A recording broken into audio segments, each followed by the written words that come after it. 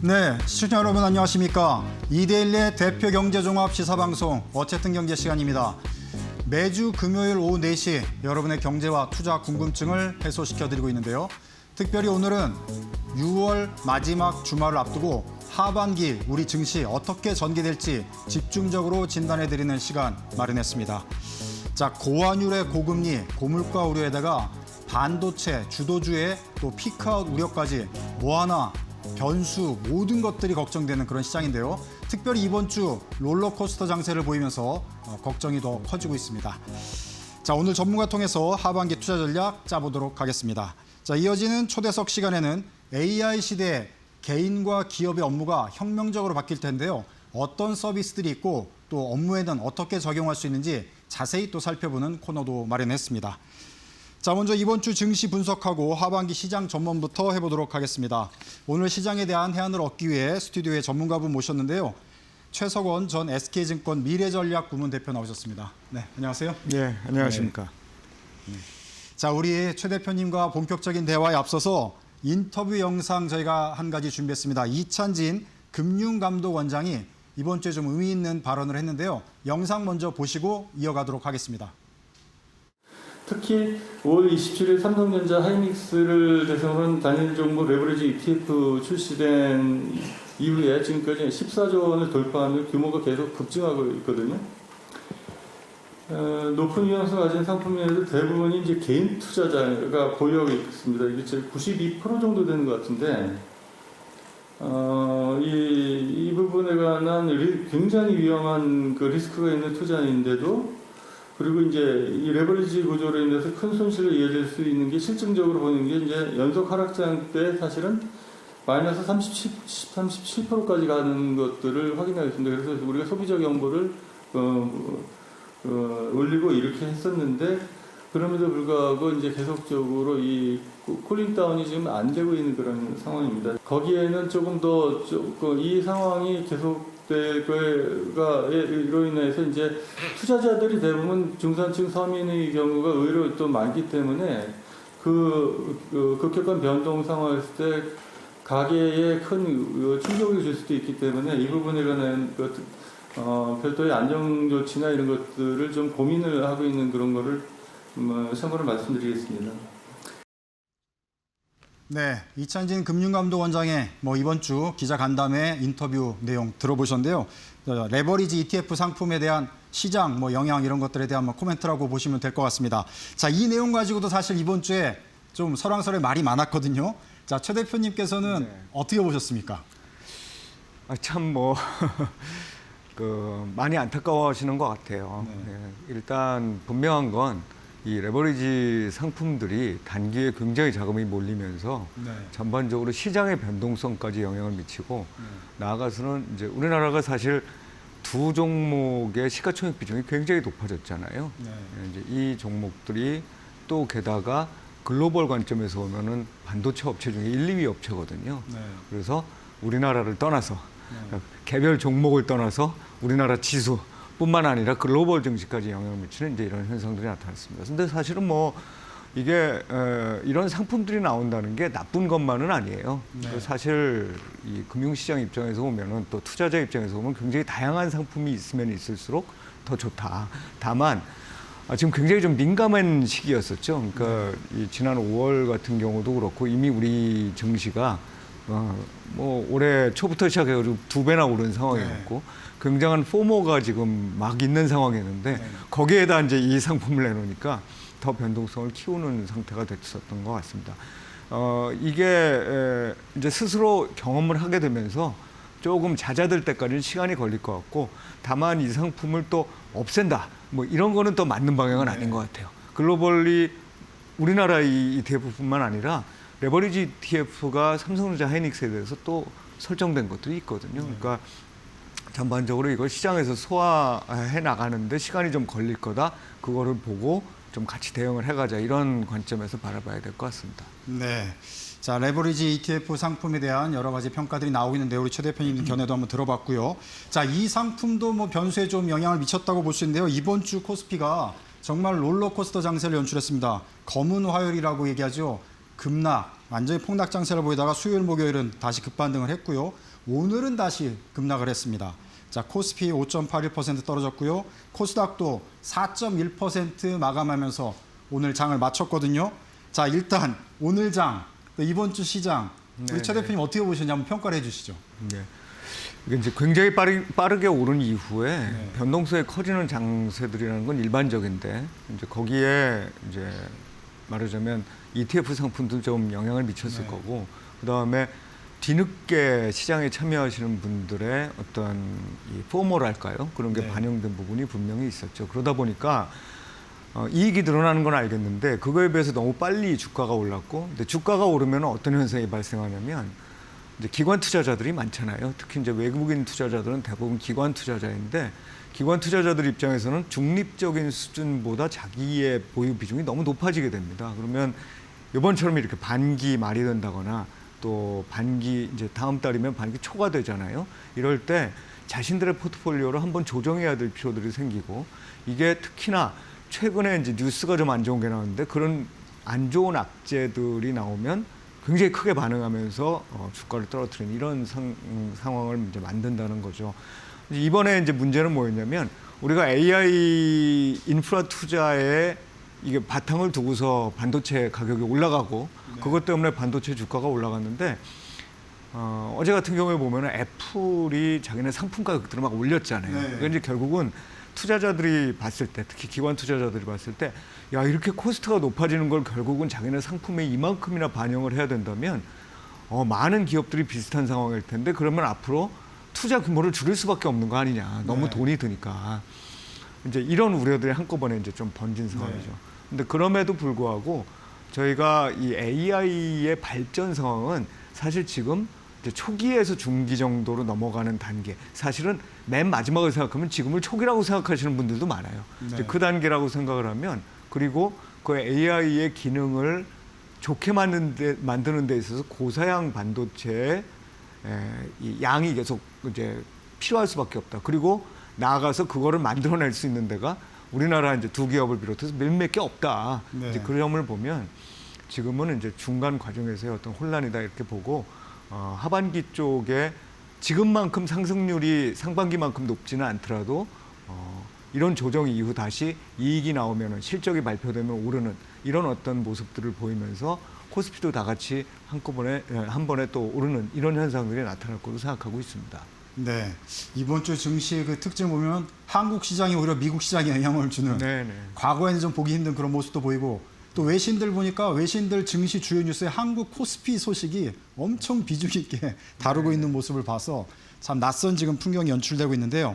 자, 대표님께서는 이제 최근에 우리 한국 증시가 역사적 고점을 터치한 다음에 재평가되고 상당히 발전적으로 가고 있다 이렇게 계속 평가를 해오셨거든요.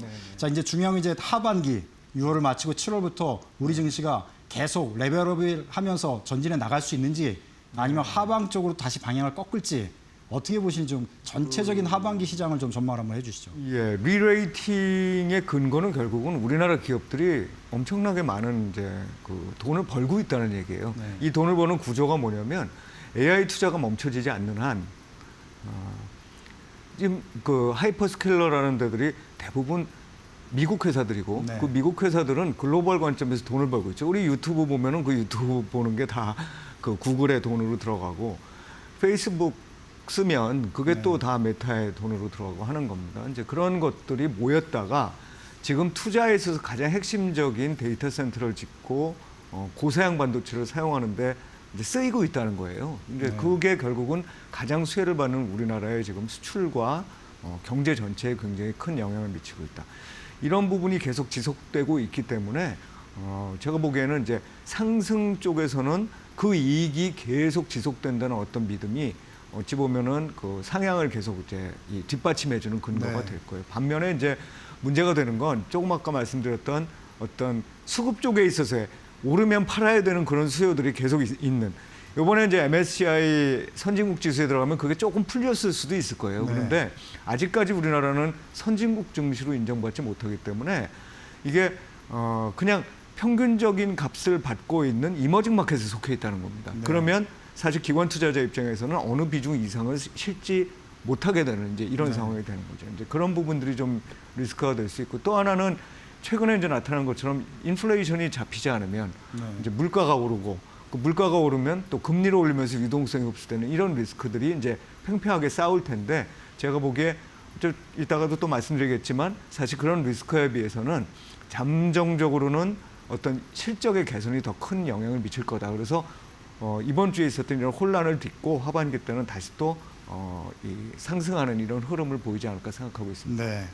자, 혼란을 딛고 하반기에 조금 더 상승할 수 있는 모습을 볼 것이다. 이렇게 대표님께서 전망을 해주셨는데, 자, 일단 긍정적인 요소는 실적을 이제 말씀해 주셨고, 리스크 요인은 이제 물가, 그다음에 수급의 어떤 불안정성 그런 걸 이제 말씀을 해주셨는데, 이제 버팀목의 또 다른 여러 가지 변수들을 한번 좀 진단해 주시면 좋을 것 같고요. 네네. 또 끌어내릴 하방 요인의 리스크들은 이 밖에 또 어떤 것들을 주목해서 보시는지 네네. 그런 변수 요소들을 조금 더 구체적으로 말씀해 주시면 참고가 될 것 같습니다. 이 결국은 제가 보기에 지금 장은 이 너무 쏠려 있다는 게 일단 문제거든요. 리스크부터 말씀드리면 이 쏠려 있다는 부분들이 이게 도대체 어떻게 풀릴 것이냐가 이 시장을 혼란스럽게 만들 수 있는 그런 부분들이 있습니다.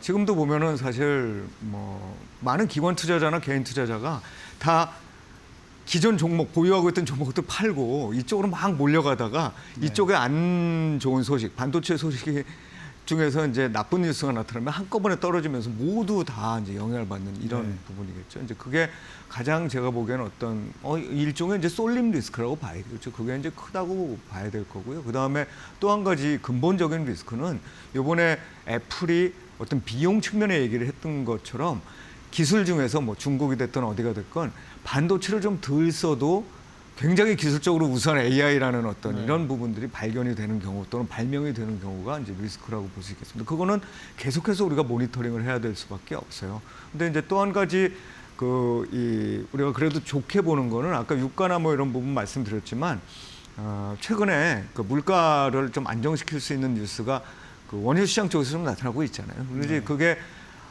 계속 안정되는 이런 흐름들을 보인다 그러면 지금 이제 시장에 이 만연해 있는 어떤 유동성 흡수와 관련된 리스크들이 좀 줄어들면서 그게 어찌 보면 또 하나의 그 하반기 증시의 버팀목이 될 수 있지 않을까 이렇게 생각을 하고 있습니다. 네. 자, 이번 주도 그렇고 뭐 지금 상반기에 우리 증시의 주도주는 아무래도 이제 삼성전자와 SK하이닉스 아니겠습니까? 네. 우려되는 부분은 이제 실적에 대한 피크아웃 뭐 이런 부분이 될 텐데 반도체 사이클의 정점 뭐 이렇게 표현하기 좀 그렇지만 언제쯤 정도로 우리 대표님은 예상을 하시는지 한번 말씀을 한번 해주시죠. 네, 피크아웃에 대한 우려는 아마 이번 사이클이 끝날 때까지 계속 나올 거예요. 네. 뭐 조금 오르면은 또 이거 네. 피크아웃 아니냐, 또 조정이 되면은 이거 이미 장이 끝났다 이런 얘기가 나올 텐데 말씀드렸듯이 AI와 관련된 사이클이 어느 정도쯤 지금 진행됐느냐? 제가 보기에는 아직 그 많은 기업들이 AI를 도입하고 있지만 B2B 관점, B2C를 넘어서 B2B 관점에서의 AI의 도입이라든지 적용은 굉장히 제한적인 수준에 머물러 있다. 이제 그 부분들이 계속해서 지금 가는 동안 사실은 거기에 꼭 필요한 반도체에 대한 수요는 지속될 수밖에 없다. 그러니까 과거도 보면 우리가 좀 이 사이클, 주가 사이클만 계속 봐서 그런데 전체적인 큰 흐름으로 봤을 때 PC가 처음에 막 이렇게 보급됐을 때 또 휴대폰이죠. 스마트폰이 막 보급되기 시작했을 때 반도체가 수년간에 걸친 어떤 그 사이클을 갖는 경우들이 많습니다. 중간중간에 가격이 푹 떨어질 때가 있어요. 뭐 한 20% 이상씩 떨어질 때도 있지만 그 이후에 다시 한 1년 후에 이렇게 보면 그 전에 비해 가지고 훨씬 또 고점을 높인 이런 상황들이 나타나게 됩니다. 이번에도 비슷한 현상들이 반복될 거라고 보고 있고 지금은 사이클이 언제 시작됐냐라고 보면 뭐 좀 먼저부터 생각을 하더라도 작년도부터 아닌가 싶어요. 그럼 이제 지금 1년 된 거죠. 미리 빨리 올랐기 때문에 그게 이제 조정되는 모습을 보였지만 다시 또 이 사이클이 유지되는 한 오를 수 있는 이런 상황으로 보고 있어서 제가 보기에는 이 사이클의 끝을 아직 예단하기는 좀 어렵지 않은가 이렇게 보고 있습니다. 전반적으로는 좀 단기적으로 보시지는 않는 거네요. 사이클을 기존에 나오는 얘기보다는 조금 더 길게 볼 필요가 있겠다. 이렇게 이해가 됩니다. 자, 또 우문일 수도 있겠지만 지금 삼성전자와 SK하이닉스가 뭐 시속 게임 하듯이 엎치락뒤치락 서로 퍼센티지가 등락이 계속 엇갈리고 있어요. 그러니까 하반기 시장에서는 주도주 역할은 계속 하겠지만 그래도 주로 어떤 종목이 더 앞서가면서 이끌어갈 거로 보시는지 삼성전자와 SK하이닉스 두 개를 비교해서 말씀해 주시면 어떻습니까? 두 회사의 차이는 사실 반도체와 관련된 집중도의 문제겠죠. 하이닉스는 사실 반도체 집중하는 그냥 회사고 삼성전자는 반도체뿐만 아니라 다양한 사업부를 갖고 있고 반도체 사업 중에서도 메모리 반도체뿐만 아니라 파운드리가 됐던 이런 어떤 다른 부분까지도 또 하고 있는 회사란 말이에요. 그래서 이게 장단점이 좀 이렇게 나뉘게 되는데 반도체라는 게 아주 굉장히 각광을 받고 있는 지금과 같은 시점에서는 제가 보기에는 하이닉스가 조금 더 우위를 점하는 시점들이 이어질 수 있다고 봐요. 근데 장기적으로 보면 지금 몇 가지 호재들이 삼성전자에 있죠.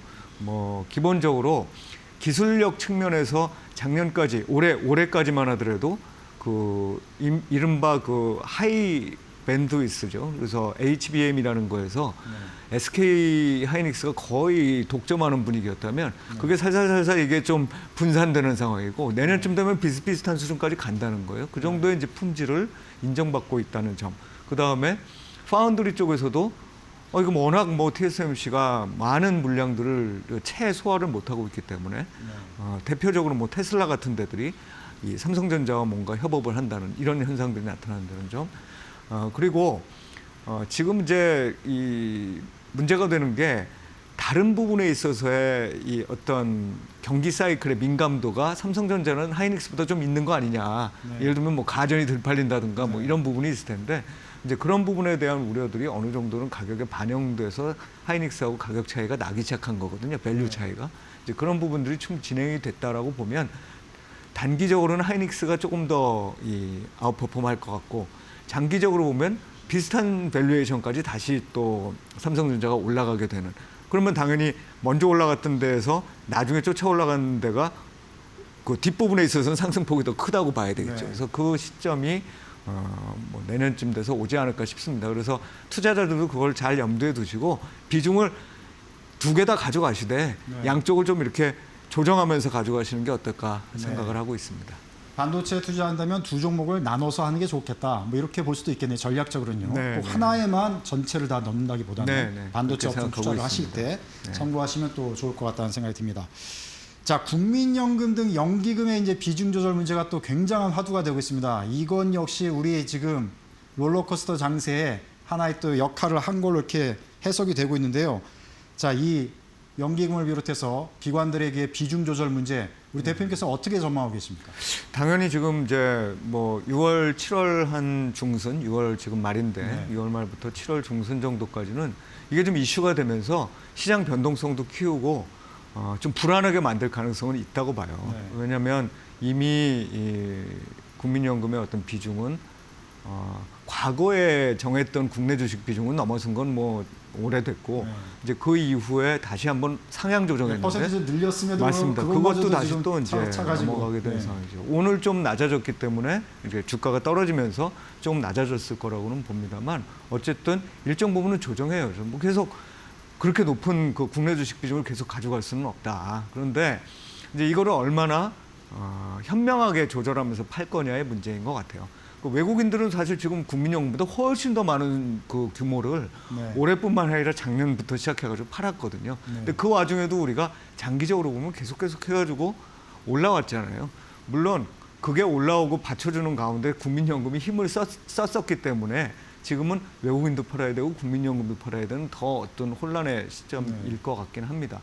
근데 그 이제 이 상황이 지나고 나면 국민연금도 이제 또 외국인 투자자들도 우리나라의 이 비중을 도대체 얼마나 갖고 갈 거냐에 대한 고민을 다시 시작할 거고 어찌 보면은 전반적인 어떤 비중 측면에 있어서의 조정을 조금씩은 좀 수행하면서 이 중화시키려는 그러니까 위험을 중화시키려는 노력도 있을 거다 해서 제가 보기에는 한 7월 중순 이후에는 국민연금에 대한 어떤 우려감들이 조금은 잦아들지 않을까라는 생각을 갖고 있습니다. 네. 자, 이제 하반기를 앞두고 미국 경기 사이클 또 미국 경제 상황에 대해서도 많은 분석들이 나오고 있는데요.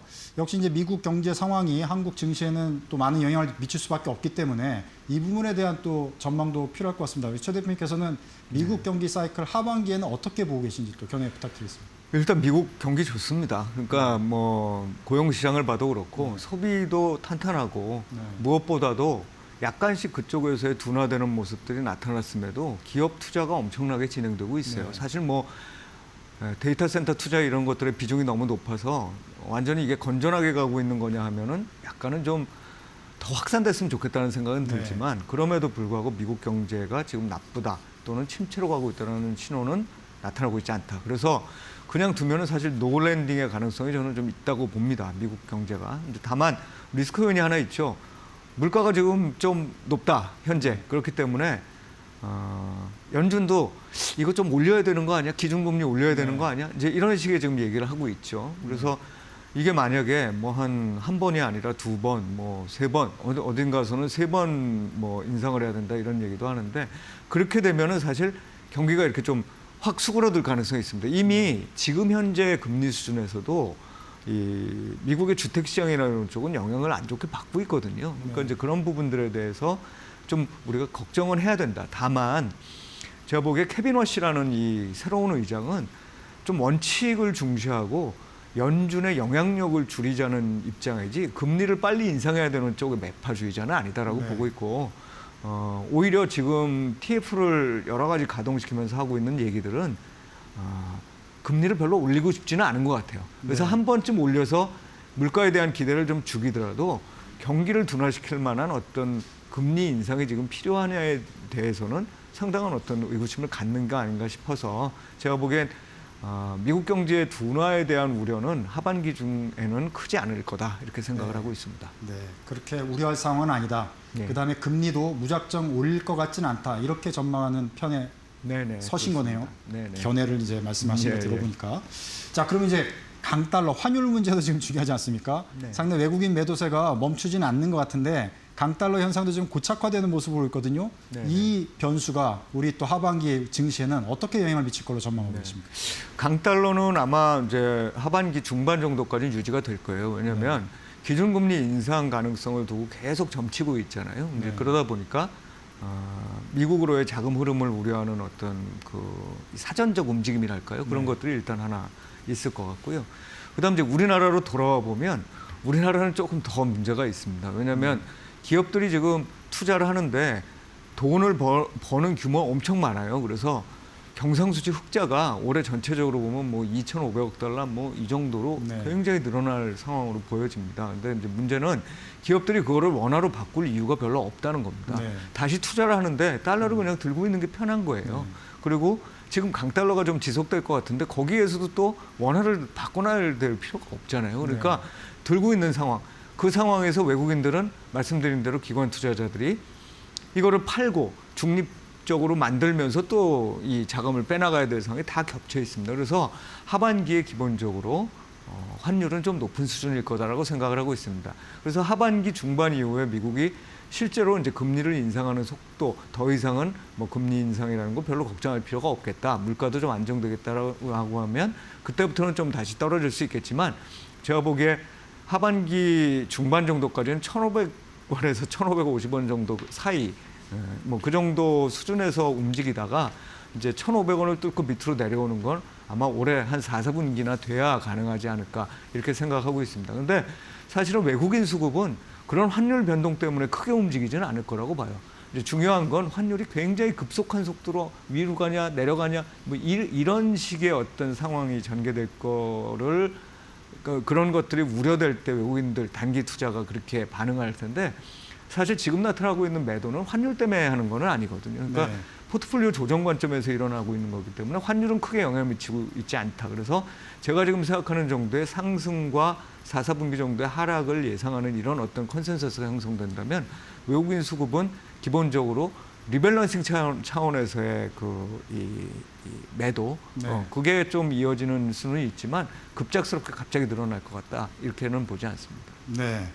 자, 이게 귀중한 그 고견 듣다 보니까 시간이 훌쩍 지나가가지고요. 네. 코스닥 시장도 상당히 사람들이 많이 걱정을 하고 있는데 네네. 코스닥 시장 하반기는 어떻게 전망하시는지, 뭐 ETF 상품 쪽이 좋은지, 아니면 뭐 실적 좋은 어떤 종목들로 선별적으로 보는 게 좋은지 그 코멘트 한번 해주시면서 네. 마무리까지 네네. 이제 지혜의 말씀으로 해서 네, 투자자들의 기본적으로 조언 부탁드리겠습니다. 예, 기본적으로 코스닥 시장과 코스피 시장을 나누지 않으셨으면 좋겠어요. 그러니까 나는 코스피가 아닌 코스닥에 투자할래 이런 개념으로 가시면 안 된다. 네. 왜냐하면 그냥 전체 어떤 산업에서 좋은 뉴스들이 들려오고 어떤 기업이 좋으냐를 보고서 투자를 해야 된다는 네. 겁니다. 코스닥 시장 나름대로의 어떤 문제를 갖고 있는 게 이게 퇴출 시스템이 잘 안 만들어져서 네. 자금이 효율적으로 안 들어가고 있어요. 게다가 한쪽에서 이익을 많이 버는 기업들이 뚜렷하게 보이고 있기 때문에 이익이 별로 없는 코스닥 기업들은 좀 배제될 수 있다. 그래서 ETF 투자보다는 개별 종목이 좋다. 네. 그리고 변동성이 굉장히 커졌습니다. 지금 시장 전체적인 어떤 이 대응 방법은 이 변동성을 다 이용하려고 하지 마세요. 개인 투자자 입장에서 이거 이용하는 거 너무 위험합니다. 네.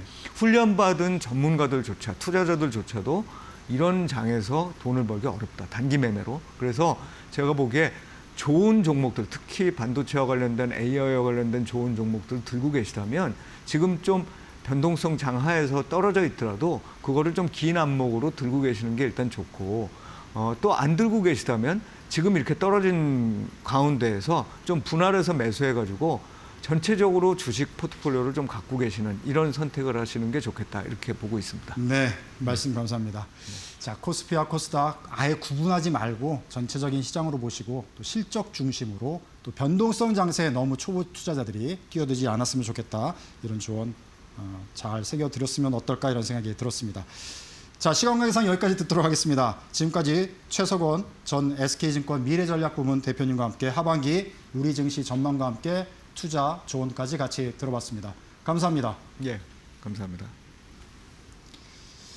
자, 이어지는 잠시 후 2부 초대석에서 뵙도록 하겠습니다. 오늘 초대석에는 김유겸 스마트 마인드 AI CFO를 모시고 AI 시대에 개인과 기업 여러 가지 업무 스타일들이 혁명적으로 바뀌게 될 텐데요. 서비스 상품들은 어떤 것들이 있고 또 우리가 어떻게 AI 서비스를 이용하면 좋은지 자세하게 살펴보는 시간 마련했습니다. 자, 1부 여기서 마치고요. 저는 잠시 후 2부에서 뵙도록 하겠습니다.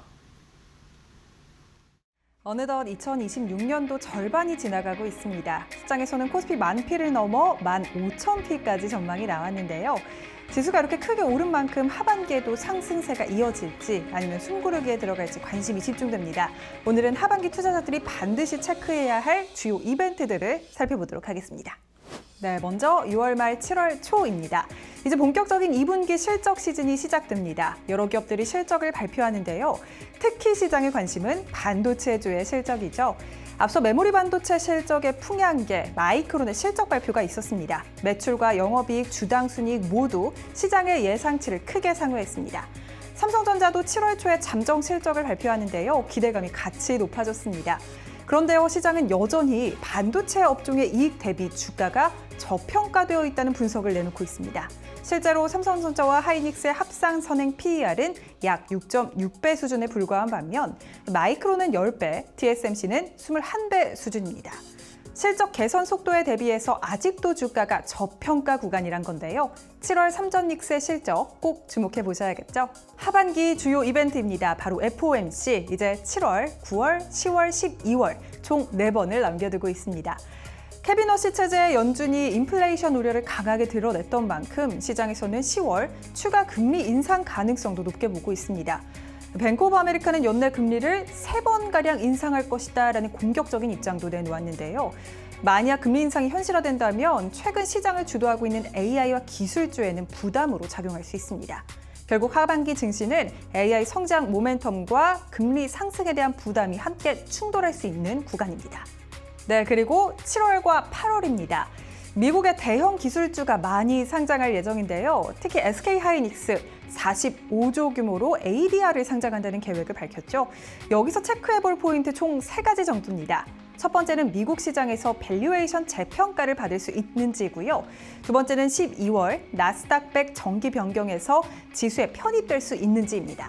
만약 12월 지수에 편입된다면 QQQ 등 패시브 자금의 유입이 기대되기 때문입니다. 세 번째, 상장 이후 본주의 주가 상승이 함께 일어나는지 꼭 확인해 보시죠. ADR은 한국 원주와 0.1의 전환율로 상호 교환이 가능하기 때문에 ADR 주가가 코스피 원주 주가를 견인하는 효과가 나타날 수 있습니다. 그리고 오픈 AI와 엔트로픽 같은 대형 기술주들도 하반기 상장을 앞두고 있기 때문에 기술주에 또 한번 수급적인 모멘텀이 붙을 수 있을지 기대됩니다. 네, 마지막으로 체크해볼 포인트, 바로 정부 정책에 대한 기대감입니다. 상반기 코스피는 100% 가까이 올랐는데요. 코스닥은 오히려 3% 하락했습니다. 양극화가 정말 심각한데요. 9월 말에서 10월 초 금융당국이 주최하는 코리아 프리미엄 위크에서 코스닥 시장의 세그먼트 개편 방안이 발표될 것으로 기대되니까요. 코스닥 시장의 신뢰와 투자 매력을 높일 수 있을지 꼭 주목해 보시죠. 그리고 정말 중요한 겁니다. 바로 하반기 전체를 관통하는 변수, 환율입니다. 최근 원화 약세가 이어지고 있지만 시장에서는 하반기 들어서 원달러 환율이 점진적으로 안정세를 찾을 가능성도 제기하고 있습니다. 한은의 금리 인상 등으로 내외 금리차 축소가 지속되고 반도체 사이클 등으로 펀더멘털이 개선된다면 원달러 환율이 안정될 수 있다는 건데요. 정리해보자면 하반기 시장의 핵심 키워드는 반도체, 금리, 정책, 그리고 환율입니다. 과연 하반기에 코스피가 10,000포인트를 넘어서며 랠리를 이어갈 수 있을지 저희 어쨌든 경제와 함께 지켜보시죠.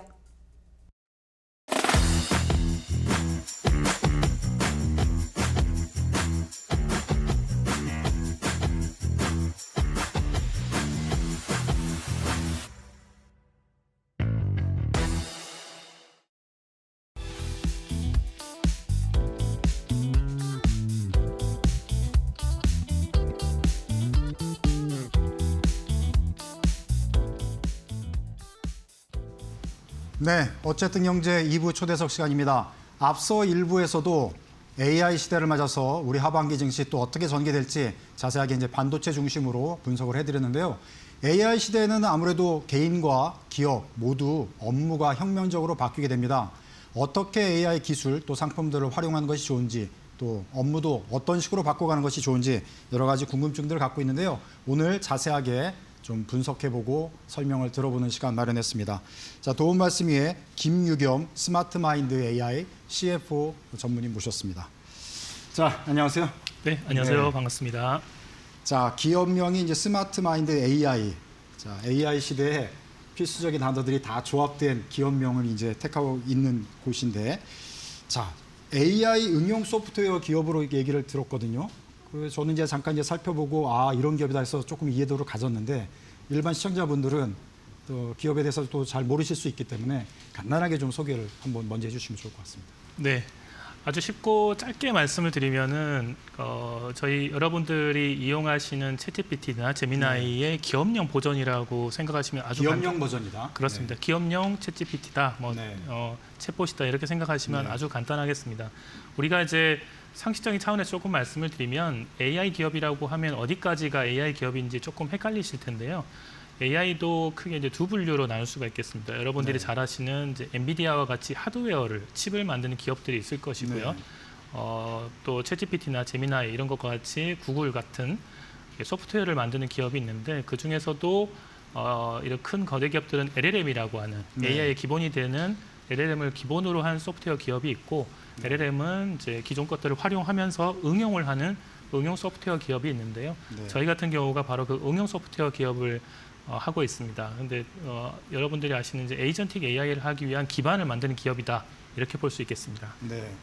자, 이제 구분을 해본다면 뭐 많이들 아시겠지만 우리가 이제 SK 하이닉스도 그렇고 삼성전자도 그렇고 엔비디아 말씀하셨는데 반도체 칩, AI 반도체를 만드는 기업이 있고 LLM으로 이제 대표되는 이제 뭐 챗GPT나 뭐 이런 쪽에 우리가 서비스를 받는 일반인들이 많이 활용하는 그런 식의 이제 AI 기업이 있을 수 있고 응용 소프트웨어로 가서 우리 이제 스마트마인드 AI는 기업들의 서비스를 하는 그런 기업이다.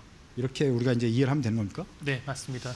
그러니까 이제 간단하게 얘기하면은 개인들은 주로 그냥 챗GPT나 뭐 제미나이를 활용하는 거고 그럼 대화를 하는 약간 서비스를 받는 거고 실제 일을 하는 기업에서 일을 하는 분들은 이제 스마트마인드 AI와 같은 이런 기업들의 응용 소프트웨어 기업의 도움을 받아야 된다. 이렇게 이해를 하면 되는 겁니까? 네, 맞습니다. 네. 좀 전에 말씀 주신 것이 우리가 흔히 개인들이 이용할 때는 대화형으로도 많이 네. 이제 이용을 하고 계시기는 한데요. 네. 기업에서도 대화형으로 혹은 시장의 정보를 조회하면서 리포팅에 조금 도움을 받고는 있지만 네. 사실은 조금 차이가 있는 부분들은 이 구글 제미나이나 챗GPT 같은 챗봇들은 시장에 있는 정보들, 오픈되어 있는 정보들을 요약, 정보, 취합 이런 것들의 기능들이 좀 강화되어 있는 반면에 네. 이 에이전틱 AI라고 부르는 기업용 챗봇의 경우에는 기업 내에 있는 정보들을 가지고 특화되어 있기 때문에 조금 더 일을 하는데 가까운 에이전틱이라고 볼 수가 있겠습니다. 그래서 사람들을 온전히 오롯이 대체하기는 힘들겠지만 네. 사람들이 하는 역할들의 상당 부분을 대체하고 특히나 이제 단순한 업무들 같은 경우에는 상상도 못할 정도로 많은 양 그리고 짧은 시간에 처리를 하기 때문에 좀 생산성을 폭발적으로 높여주는 역할을 하는 챗봇이다 이렇게 볼 수 있겠습니다. 네.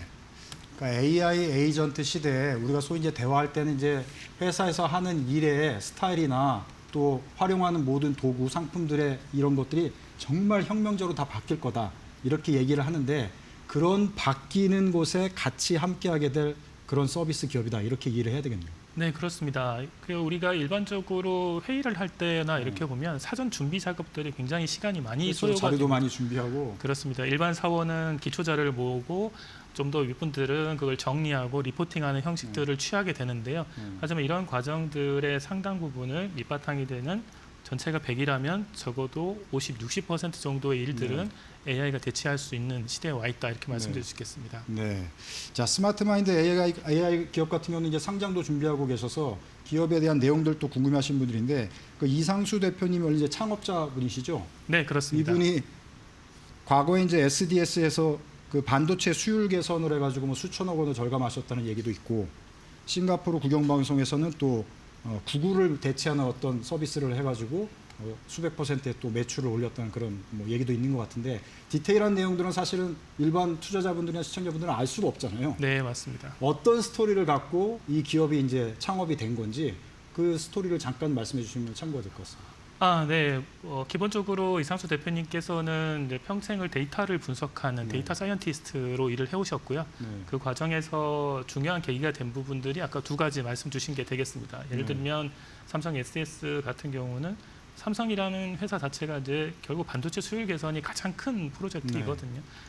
거의 상시적으로 진행하다시피 하는데 그것을 아주 폭발적으로 수율 개선 프로그램을 이뤄냈었고 소프트웨어 측면에서 또 하나는 이제 싱가포르 미디어부에서는 광고와 관련된 것을 이제 혁신적으로 발전을 시켰습니다. 그런데 기존에 하는 방법론을 업그레이드한다기보다는 굉장히 혁신적인 방법들을 동원하고 무슨 갖은 고생 끝에 아주 어마어마한 성과를 이끌어내셨죠. 근데 그러면서 이런 부분들을 국내에도 적용을 하고 또 이제 새로운 시대가 열리니까 거기에 맞춰서 국내에서도 혁신적인 기업을 만들어서 좋은 결과를 만들어 봐야 되겠다라고 생각을 하셔가지고 국내외 유수의 스카우트 제의를 뿌리치고 창업을 하시게 되셨습니다. 네.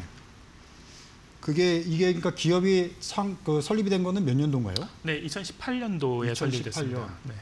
그 이후에 계속 이제 기술적으로 또 서비스를 이제 고도화 시켜 왔다 이렇게 보면 되겠네요. 네, 그렇습니다. 원래는 이제 2018년도에는 아까 말씀드렸던 그 LLM이라는 것이 등장하기 전이었고요. 회사가 진행하다가 LLM이라는 것이 등장을 해서 위기감을 겪었으나 오히려 결합을 하니까 회사의 제품이 더 좋은 성능을 발휘하게 되었습니다. 그러니까 새로운 기술이 나온 것도 접목을 시켜서 더 서비스를 업그레이드 시키는 그런 그렇습니다. 식으로 지금 발전을 시켜왔다. 이렇게 말씀을 해주신 거 이해를 하도록 하겠습니다. IR 자료를 보니까 일단 서비스 종류 중에 하나인 걸로 보이는데요. 연수중 15만 장을 14초에 그거를 다 이렇게 해가지고 분석해서 처리를 할 수 있는 서비스가 있는 건가요? 네, 그렇습니다. 그 그리고 회사 이게 일반 사람으로 따지면 어느 정도의 업무량을 한순간에 이걸 할 수 있는 걸로 바뀌는 건지 그렇게 설명을 해주시면 바로 이해가 될 것 같습니다. 네, 그렇습니다. 저희가 대표적인 사례를 IR 자료에 포함을 시켰는데 사실 그런 사례는 무궁무진하게 많습니다. 그거를 이제 AI가 처리하는 것과 사람이 처리하는 것을 비교한다는 것 자체가 무의미하다 싶을 정도로 큰데요. 말씀 주신 사례를 놓고 보면 14만 장을 사람이 처리한다. 그렇게 되면 대략 수십 명이 한 달 반 정도 걸리는 일입니다. 근데 반면에 AI가 처리하면 단 14초 만에 처리를 하고 그뿐만이 아니라 그거를 읽어낸다는 것과 처리한다는 좀 다르거든요. 이게 처리한다는 것 자체가 이제 AI 기능이 발휘하는 거라서 그런 면에서는 획기적인 저희는 이제 저희의 그 솔루션을 AI 에이전틱 솔루션을 큐리파이라고 부르고 있는데요. 그런 솔루션이 이제 그런 역할을 해내고 있습니다. 솔루션 그 명이 큐리파이 기업에서 그 정한 명칭인가 보죠? 네, 큐리파이? 그렇습니다. 에이전틱 AI 에이전트를 구현하기 위한 솔루션이 큐리파이입니다. 큐리파이. 이 솔루션을 활용하면 그렇게 업무 처리를 빨리 할 수 있다. 그럼 예를 들면 뭐 세무나 하여튼 이런 쪽 업무에서 활용할 수 있는 거겠네요. 아, 네. 이 AI가 특정 부문이 아니라요. 전 부문에 다 적용이 가능합니다. 민간과 공공, 또 민간에서도 세무, 회무, 뭐 재무, 다 뭐 인사 또는 뭐 제조업 라인에서도 물론이고 어느 영역에서는 다 적용될 수 있습니다. 네. 근데 개인들 같은 경우는 사실은 뭐 저도 그렇고 뭐 일반적인 분들도 많이 지금 생각을 그렇게 하실 것 같은데 지금 뭐 챗GPT나 제미나이 뭐 프로 그 고도화 조금 그 구독료를 높여가지고 사용을 하면 웬만한 업무를 할 때 서비스는 잘 받고 있잖아요. 이런 것도 뭐 예를 들면 사진을 찍어놓고 계속 저장을 하고 뭐 하면은 어느 정도는 서비스를 받을 수 있지 않을까 이런 생각도 들고 하는데 이 차이점이 어떤 거로 우리가 또 이해를 하면 될까요? 네. 영역이 다르다고 생각하는 것이 가장 간단하겠습니다. 예를 들면은 이제 제미나이나 챗GPT 같은 경우는 여러분들이 보시기에는 옛날에 비해서는 획기적으로 발전했다라고 느끼실 겁니다. 네. 그 시장 지향점이 개인들, 일반 소비자들을 대항을 사용을 하고 있기 때문에 아까 네. 말씀드렸듯이 오픈된 정보를 가지고 요약, 뭐 취합, 재정리 이런 수준의 일들을 해내고 있는데요. 다만 이것들을 가지고 기업용으로 전환하면 기업 내에 있는 데이터베이스를 가지고 적용을 해보면 사실 좋은 결과가 나오지를 않습니다. 그러니까 기술의 발전 방향이 소비자용과 기업용은 좀 다르다. 이렇게 보는 것이 아주 간단하게 볼 수 있겠습니다. 이 서비스를 할 때 그러면 경쟁사들이 또 있을 것 같아요. 경쟁사들은 이거를 기술적으로나 서비스 상품적으로 쫓아올 수가 없는 건지, 그리고 이 서비스를 받는 이제 소비자 입장에서는 뭔가 특화된 차별화된 어떤 게 있는지 그런 걸 좀 구분해서 설명해 주면 더 이해가 될 것 같은데요. 네, 저희가 이런 것을 표현할 때 이제 온톨로지라고 표현을 하는데요. 이 차이가 무엇이냐면 저희가 소비자 지향점에서는 B2C 시장은 제법 많이 진도가 나가 있습니다. 경쟁도 굉장히 가열되어 있고요. 아까 말씀드린 구글이라든지 오픈AI라든지 이런 굵직한 기업들이 많이 있죠. 하지만 B2B 시장, 기업을 대상으로 한 시장에서는 아직까지는 국내에서는 그렇게 그 압도적인 이름을 가진 회사가 별로 없다고 볼 수 있습니다. 물론 미국으로 가면 팔란티어라는 아주 우수한 기업이 있죠. 네, 반면에 지금 말씀 주신 부분에서 좀 정리를 해보자면 그렇게 된 이유들은 기존에는 저희가 그 회계 시스템인 ERP면 ERP, 또 고객 정보인 CRM이면 CRM 이렇게 별도로 하나씩 구축하는 형태를 취했는데요. 다만 저희는 이것을 한 번에 예를 들면 윈도우 위에 한글과 오피스, 그러니까 엑셀을 까는 형태를 취하고 있기 때문에 이런 방식이 이제 온톨로지라고 하는데 이 온톨로지 방식을 취하는 기업들은 아직 국내에는 그렇게 많지가 않습니다. 그래서 유력한 경쟁 기업이라 표현할 만한 기업은 별로 없는데 해외에서는 저희와 상당히 유사한 구조를 갖고 있는 것이 이제 팔란티어라고 할 수 있습니다. 네. 그 온톨로지라는 거를 그 기술적인 용어인데 쉽게 설명하면 어떻게 이해할 수 있을까요? 네, 조금 전에 말씀드렸듯이 기존에 저희가 기업들이 도입을 할 때 AI 시스템을 도입을 할 때는요. 예를 들어서 아까 회계 정보와 같은 ERP면은 ERP와 관련된 데이터베이스에 근거한 AI 시스템을 구축을 합니다. 또 고객 정보인 CRM을 기반으로 한 것들을 따로따로 구축을 합니다. 왜냐하면 한꺼번에 하면 비싸니까 돈이 많이 드니까 하나씩 하면 싸 보이니까 그렇게 구축을 했지만 지금에 와서 보니까 문제는 개별적으로 구축하니까 크로스오버가 잘 안 된다는 단점이 있어서 갈수록 정확도가 좀 떨어지고 그런 것들을 보완하거나 발전적으로 한 것이 그러면 기반 윈도우 같은 걸 하나 만들자, 그 토탈을 만들자, 그 위에 나머지는 하나씩 꽂으면 되지라는 아이디어로 나온 것이 논톨로지라고 할 수 있습니다. 네. 데이터 같은 경우도 서로 유기적으로 한 번에 종합적으로 원하는 서비스를 받을 수 있는 뭐 분석 시스템 이런 식으로 그냥 일반인들이 이해하면 쉽겠다는 생각이 드는데요. 네, 그렇습니다. 이제 베이스가 있으니까 원하는 데이터 영역에는 얼마든지 확장이 가능한 형태라고 볼 수 있습니다.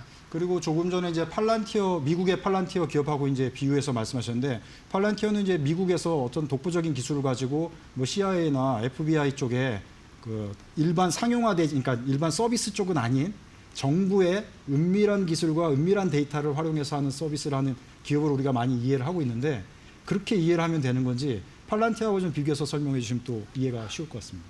네, 그 팔란티어라는 기업의 성장 과정에서 어쩌다 보니까 특징적으로 거대 기업 혹은 이제 정부 기관들과 일을 하면서 그런 것들이 마치 그것만 하는 것처럼 되어 있지만 사실 팔란티어 기술 자체는 어디든지 접목할 수 있는 것들이고요. 대신에 그쪽 영역으로 가버리면 이제 다른 영역으로 확장하기가 좀 어려운데요. 기본적인 온톨로지라는 방식에서는 좀 비슷하지만 최근에 팔란티어라는 기업에서 조금 어려움을 겪고 있는 것들이 바로 이 보안성이라는 겁니다. 보안성은 이제 두 가지가 볼 수 있는데요. 기업 자체가 가진 보안성입니다. 기업들은 자신이 가지고 있는 정보가 아주 중요한 자산이거든요. 그것을 다른 기업에 오픈하기를 굉장히 꺼려합니다. 너무도 당연한 거고 게다가 더 나아가서 그걸 국가 차원에 가게 된다면 더 접근하기가 어렵죠. 팔란티어가 최근에 유럽에서 어려움을 겪고 있는 그런 양태라고 볼 수 있고요. 국내도 마찬가지라고 볼 수 있습니다. 국내 기업들도 해외로 이게 자신들의 기업 정보를 막 오픈하기가 굉장히 어려울 거고 왜냐하면 우리나라 이제 글로벌 기업들이 되어 있기 때문에 그렇습니다. 그런 것들을 저희가 이제 보안성을 가지고 다양하게 접근을 해드리고 있습니다. 네. 자, 지금 스마트 마인드 AI 기업 같은 경우는 실리콘밸리의 엑셀러레이터 투자사들로부터 과거에도 투자를 받았고 지금도 이제 투자를 계속 유치하고 있다는 얘기를 들었는데요. 네. 어떻게 지금 전개되고 있는지 또 투자 상황, 그다음에 향후 계획 같은 것도 좀 설명을 해주시면 참고가 될 것 같습니다. 네, 초기에는 이제 테크스타즈라고 하는 글로벌 양대 엑셀러레이터 기업 중에 한 군데에서 저희를 투자를 해줬고요. 그때부터 사실 이미 기술적으로는 조금 뭐 입증이 됐다 이렇게 볼 수 있겠고 최근 들어서는 이제 실리콘밸리 펀드인 A2G 캐피탈이 저희 쪽에서 투자를 해주고 계시고 상장 때까지 꾸준히 저희 쪽에 투자를 해주기로 약속을 하셨습니다. 이제 이런 부분들은 두 가지를 볼 수 있습니다. 기술력 자체도 증명이 되었고 글로벌리도 통할 수 있는 기술력을 갖췄다라는 것을 동시에 상업성을 동시에 증명하는 거라고 볼 수가 있겠고요. 또한 이들이 앞에서 저희들과 함께 해줌으로써 파트너십을 가지고 미국에서는 해외에서는 이런 방향으로 기술이 진행되고 있다고 저희들은 자문을 해줌으로써 저희가 상당히 좀 도움을 받고 있습니다. 네. 자, 대기업들한테도 일부 이제 서비스를 해주고 있고, 그다음에 더존 비존과도 지금 협약을 맺은 걸로 나와 있고, 그다음에 홍천군과도 뭐 AI 민원 서비스 하는 거 서비스를 제공하는 걸로 얘기를 들었는데. 그게 이제 피부에 와닿은 서비스일 것 같은데 간단하게 설명을 한번 해주시죠. 네, 뭐 두 가지만 그 대표적인 사례로 말씀을 드리겠습니다. 더존 비전은 국내 ERP 회계 시스템의 아주 절대적인 강자라고 할 수 있는데요. 최근에 더존 비전과 MOU를 했는데 더존 비전이 가진 그 회계 정보와 고객들 그것들을 가지고 저희 아까 말씀드린 AI 에이전트 온톨로지 시스템 큐리파이를 접목을 함으로써 기존의 ERP 시스템을 고도화하고 저희는 이제 발전적인 방향으로 협업을 함으로써 좀 회사의 비약적인 성장을 가져올 것 같은데요. 저희가 이걸 한 축으로 다른 기업들과도 협약을 좀 많이 진행을 하고 있고요. 또 하나는 홍천군과 관련된 것은 AI 종합 민원 관리 시스템인데 국내로서 지자체 관련해서는 1호라고 말씀드릴 수 있겠습니다. 그래서 민원 관리를 AI가 접목을 하면서 굉장히 신속하고 또 접근하기 편하게 공무원 입장에서는 처리도 쉽게 이렇게 한 것인데 최근 들어서는 이쪽에 대해서 다른 지자체들 많은 문의와 협의가 진행 중에 있습니다. 네. 자, 내년에 이제 코스닥 상장을 앞두고 계신데 계획을 간단하게 또 말씀을 해주시죠. 네, 저희가 이제 지난해에 KB증권을 주관사로 이제 계약을 하고 지금 상장을 추진하고 있습니다. 회사의 조금 더 큰 성장을 위해서 상장을 준비하고 있고요. 그래서 내년도에 올해 최근에 회사 성장을 기반으로 해서 내년도에 상장을 청구해서 상장을 함으로써 또 한 번 회사가 성장할 수 있는 큰 계기를 발판을 마련하고자 합니다. 네. AI 시대에 여러 가지 이제 일상이 많이 바뀌게 될 텐데 끝으로 마지막 조언으로 우리 시청자분들께 어떤 것들을 준비해 가면 좋을지 또 한 말씀 부탁드리겠습니다. 네, AI 시대가 이제 현업에서 이제 부딪히다 보면은 기존에는 많이 못 느끼던 이런 것까지 이제 AI가 해주는구나라고 많이 느끼고 한편으로 조금 경계감도 있으실 텐데요.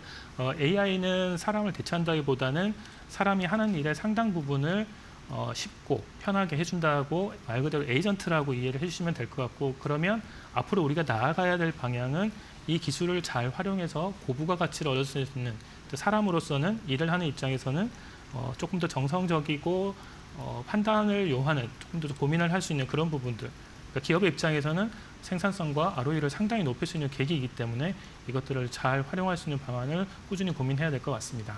네. 시간 관계상 여기까지 듣도록 하겠습니다. 네, 바쁘신데 나와주셔서 감사합니다. 네, 고맙습니다. 네.